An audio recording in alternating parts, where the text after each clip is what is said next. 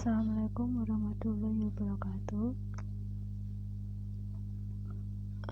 Untuk pelajaran matematika kali ini kita akan mempelajari bilangan bulat. Nah, pada pertemuan kali ini kita akan mempelajari memperbandingkan bilangan bulat. Sebelum ke materi awal selanjutnya, kita akan mengetahui bilangan bulat itu apa sih. Nah, bilangan bulat itu adalah bilangan yang terdiri dari bilangan bulat positif, bilangan bulat negatif, dan bilangan nol. Nah, bilangan bulat positif itu terdiri dari angka 1, 2, 3, 4, dan seterusnya. Nah, kalau bilangan bulat negatif itu negatif 1, negatif 2, negatif 3, negatif 4, negatif 5. Nah, bilangan cacah ini terdiri dari bilangan bulat positif dan ditambahi bilangan 0. Nah, bilangan bulat positif itu bisa dikatakan dengan bilangan asli. Bilangan asli itu terdiri dari bilangan genap, bilangan ganjil, bilangan prima. Nah, kita akan memasuki materi membandingkan bilangan bulat. Nah, di sini ada bilangan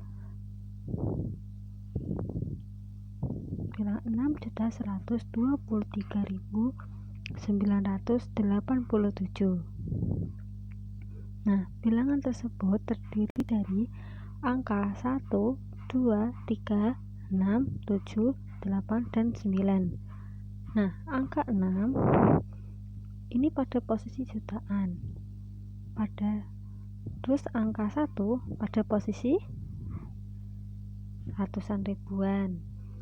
Terus angka 2 itu pada posisi 10 ribuan. Sedangkan ini angka 3 pada posisi ribuan. Dan angka 9 pada posisi ratusan. Ini angka 8 pada posisi puluhan, dan angka 7 pada posisi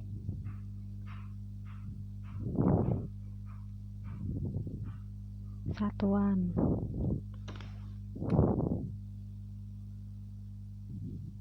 Selanjutnya adalah contoh soal.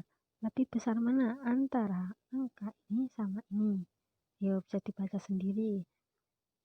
Ini 47.653 dengan 8.699.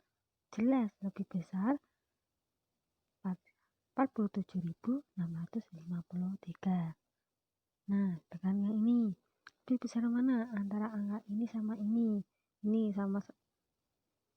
sama-sama depannya 8. Terus nah, ini yang membedakan di tingkat ratusannya itu diletak ratusannya itu ada angka 5 sama 6. Jadi lebih besar 8.631. Nah, sekarang gini, perbedaan antara ini sama ini, perbandingan. Nah, lebih besar mana? Ini kan sama-sama negatif. Ini 5-5-nya sama. Nah, ini kan 4, ini 9. Jadi lebih besar mana? Lebih besar ini. Karena semakin, kan ini bilangan negatif ya. Kalau semakin besar bilangannya, angkanya semakin besar, kalau di bilangan negatif itu nilainya semakin kecil. Kalau di bilangan negatif, kalau angkanya kecil berarti nilainya akan besar.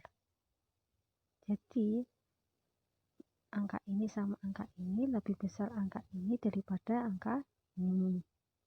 Selanjutnya, andaikan simbol P mewakili suatu angka, tentukan angka B agar bilangan 6 3, B 4, 5, 2 lebih kecil dari 6, 3, 5, 4, 5, 2. Nah, akan lebih kecil dari ini. Angka ini lebih kecil dari ini. B-nya harus gimana? Nah, namanya sama. Tiganya, tiga.